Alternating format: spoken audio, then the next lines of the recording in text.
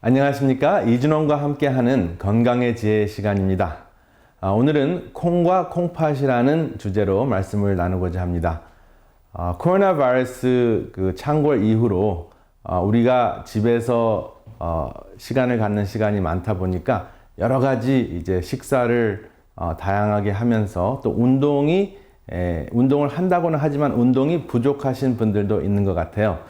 그래서 그러한 결과로 콩팥의 기능이 저하되는 분들이 굉장히 많은 것을 알게 되었습니다. 그래서 오늘은 건강하다고 생각을 했는데 내 컨디션이 점점점 안 좋아질 때 콩팥의 기능을 한번 체크해 보거나 콩팥의 문제를 의심해 볼 때가 되었다는 차원으로 여러분들과 이야기를 나누고자 합니다. 전화도 한번 껐다 키면 훨씬 더 작동이 잘 되는 거 다 아시죠?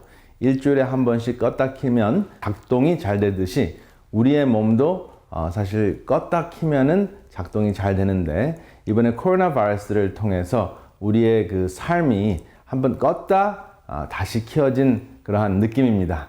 그래서 전화나 기계나 그리고 인체 그리고 생태계 그리고 우리의 많은 관계도 이렇게 안전한 거리두기 또 사회적 거리두기를 통해서 껐다 킨 그러한 체험을 했습니다. 오늘은 특별히 콩팥의 건강에 초점을 두어 인체가 어떻게 껐다 키워지는지 또 어떠한 음식이 우리의 콩팥을 보호하는지 함께 알아보겠습니다.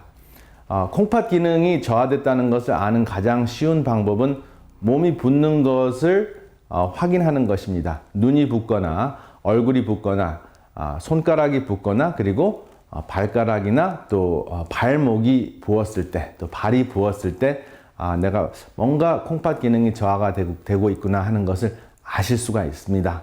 그런데 그러한 그 현저한 그 콩팥 기능 저하가 생기기 이전에 생기는 문제가 무엇이냐면 우리의 다리 근육이 약해졌을 때 콩팥 기능이 저하되기 전에 오는 증상이 많다는 것이 확인이 됐습니다. 그래서 이 그림을 보면 동맥이 있고 정맥이 있는데 동맥은 알아서 혈액순환을 합니다. 그런데 정맥인 경우에는 근육이 정맥을 눌러주어야지 혈액순환이 원활하게 되는데 오랫동안 서서 일하시는 분들 또 운동이 부족하신 분들은 근육이 약해져서 제대로 순환이 되지 않고 중력이 가해지는 곳에 이렇게 고여 있다 보면 그 고여 있는 혈액이 세포 사이사이에 스며 나오면 그것이 부종 현상, 붓는 현상이 일어나는 것입니다. 그래서 이러한 현상을 막기 위한 첫 번째가 무엇일까요? 근육을 튼튼하게 하는 것인데 근육을 튼튼하게 하는 가장 좋은 방법은 걷기입니다. 그래서 하루에 10,000보를 걷는 것이 여러분들의 부종 현상, 콩팥의 기능을 도와주는 굉장히 중요한 첫 번째 치료 방법도 예방 방법인데 하루에 몇 보요? 하루에 10,000보 정도 우리는 걸어야 하는데 이 10,000보를 걸으시려면은 1시간에서 1시간 반 정도 빠른 걸음으로는 1시간 느린 걸음으로는 1시간 반 정도가 되더라고요. 제가 직접 걸어보니까요. 그래서 10,000보를 어떻게 하면 여러분들에게 동기부여를 시킬 수 있을까 생각하다가 한 보당 페니 1센트라고 생각을 하시면 10,000보를 걸으시면 100불이 되더라고요. 그래서 내 몸에 하루에 100불을 투자한다 이렇게 생각하시면 조금 도움이 되시지 않을까 생각이 됩니다. 콩팥은 전반적으로 이렇게 생겼는데요. 요것은 무엇이냐 하면은 글로메룰러스라는 그 필터인데요. 더러운 혈액을 여과를 해주면서 깨끗한 피로 다시 이제 돌려주는 역할을 하는데 이 혈액순환이 잘 되면 잘 될수록 콩팥의 기능도 향상이 되고 그리고 더러운 피를 걸러내기 때문에 콩팥이 독소에 의해서 타격을 받거나 다른 인체가 손상이 되는 것을 막아주는 역할을 하는 것이 바로 여과기, 글로메룰러스의 기능입니다. 그런데 이 여과기가 몇백만 개가 있기 때문에 우리가 당장 느끼지는 못하지만은 이 여과기가 이제 서서히 망가지면서 문제가 생깁니다. 콩팥의 질환이 5단계가 있습니다. 5단계가 있는데 이 여과율로 결정이 돼요. 1분에 120cc를 여과할 수가 있습니다. 그런데 120cc가 정상이라면 90cc부터는 1단계 콩팥 질환이라고 하고요. 60에서 94에는 2단계, 40에서 64에는 3단계, 30에서 44는 3단계 B, 그리고 15에서 29는 4단계, 그리고 15 미만은 5단계. 그래서 5단계가 되면은 다른 문제도 생기고, 그리고 실제적으로 투석을 하거나 콩팥 이식을 해야 되는 상황이 벌어지는데요. 투석하는 환자 여러분 정말 심각하죠. 여기 보시면은 심장과 멀리 있는 그 피부가 또 혈액순환이 잘 안 되는 부분이 썩어 들어가는, 독소에 의해서 손상이 되고 또 썩어 들어가는 이런 아주 참담한 현상이 벌어지고 있습니다.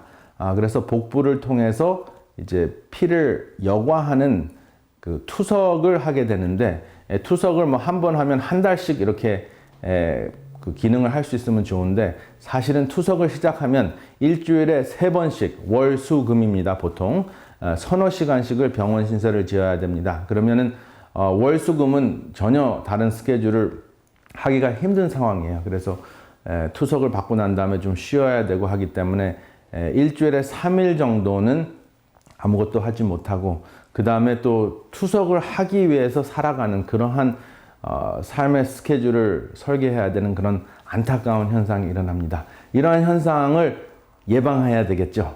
그래서 이러한 현상을 예방하는 최선의 길 중에서 가장 중요한 것은 여러분들의 식단에 있습니다.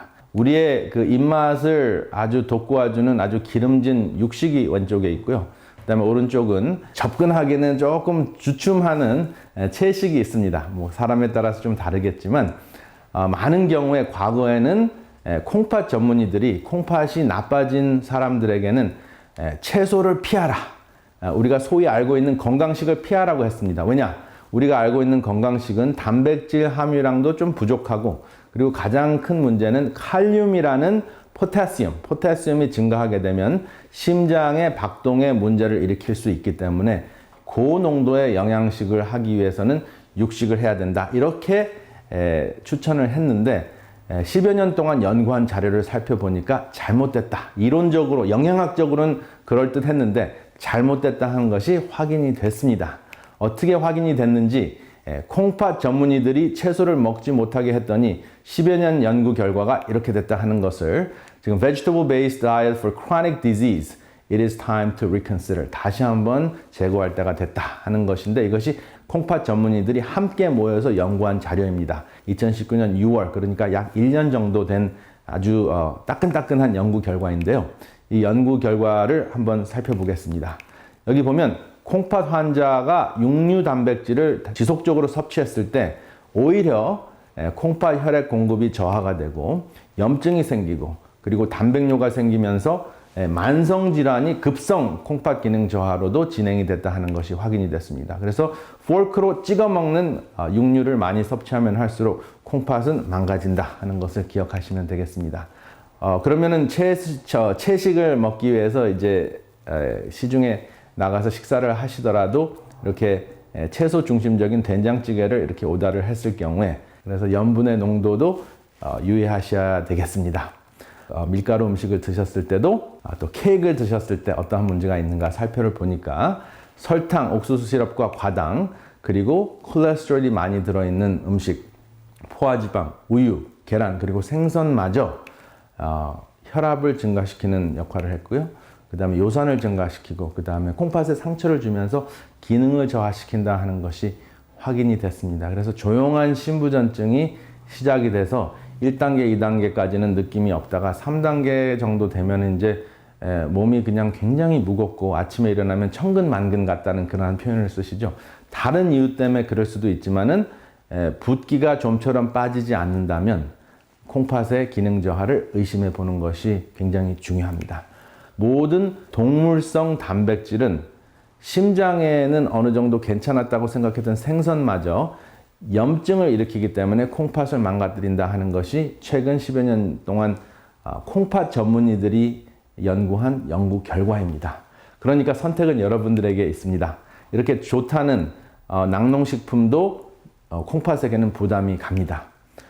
그래서 이 논문을 자세하게 보면 채식을 했을 때 소화기관의 유산균을 증가시키기 때문에 몸의 그 독소를 해독하는 역할을 도와준다고 확인이 됐습니다. 그래서 해독하는 것이 도움이 되면 어떠한 기관에 직접적으로 도움이 되는 것일까요? 콩팥이 굉장히 편해지는 것입니다. 간도 편해지는 것입니다. 그래서 여러분들의 소화기관이 유산균에 의해서 건강해지는 것이 콩팥을 돕는 길입니다. 바로 채식으로부터 시작이 된다 하는 것이 확인이 됐습니다. 그래서 왼쪽은 위험, 오른쪽은 안전 이렇게 표기를 했는데요. 쇠고기, 돼지, 닭, 굴, 광어, 연어, 치즈 등 동물성 단백질은 콩팥에 위험하다 하는 것을 언급해 드립니다. 그런데 반면에 단백질인데 100g에 거의 비슷한 양의 단백질이 있음에도 불구하고 호박씨나 땅콩버터나 알몬드나 아마씨나 두부나 귀리나 캐슈나 대두 같은 식물성 단백질은 오히려 콩팥 기능을 도와준다 하는 그러한 결과가 나왔는데 왜 그럴까요? 왜 단백질, 같은 부류의 단백질인데 동물성은 파괴를 시키고 식물성은 보호를 하고 증진시킬까요? 콩팥을 회복시키는 콩부터 한번 연구를 해봤습니다. 여기 보면 soy-based renal protection, 콩팥을 보호한다 이런 뜻입니다. renal라는 것은 콩팥이라는 뜻이고 protection이라는 것은 보호한다는 뜻이죠. 지금으로부터 한 4년 전에 발표된 논문인데요. 콩팥 전문의들이 계속 이러한 놀라운 연구 결과를 발표하고 있습니다. 여기 보면 soy가 나오죠. 풋콩이 cardiovascular, 심혈관 차원에서는 혈액을 감소시키고 콜레스테롤을 감소시키면서 고혈압을 치유를 하니까 누가 가장 큰 도움을 받겠습니까? 콩팥이 가장 큰 도움을 받습니다. 그리고 콩팥에 가서는 콩팥의 기능을 재생하게 하는 역할을 하는 물질이 분비가 되고 그리고 oxidative stress, 활성산소에 의해서 콩팥이 노화되는 것을 막아주는 것이 바로 soy, 풋콩이 하는 일이다. 소이뿐만 아니라 여기 보면 강낭콩이 있죠. 강낭콩은 영어로는 kidney bean이라고 해요. 그래요. 왜냐하면 모양이 콩팥이랑 똑같이 생겼습니다. 그래서 콩팥같이 생긴 콩이다. 그런데 콩팥같이 생긴 콩을 먹었더니 콩팥에 도움이 되더라 하는 것입니다.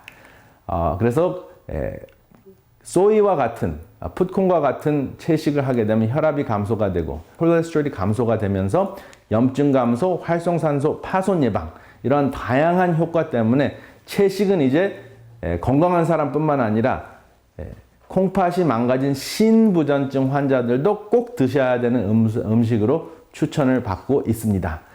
그래서 여기 보면은 풋콩도 있고 대두도 있고 또 그렇게 짜지 않은 간장, 간장가루 간장, 두부 그리고 두유가 이렇게 소개되고 있습니다. 여러분들 이제 여러분들의 콩팥 장기적인 100세 건강의 삶을 설계하시면서 콩과 채소를 꼭 포함하시기를 바랍니다.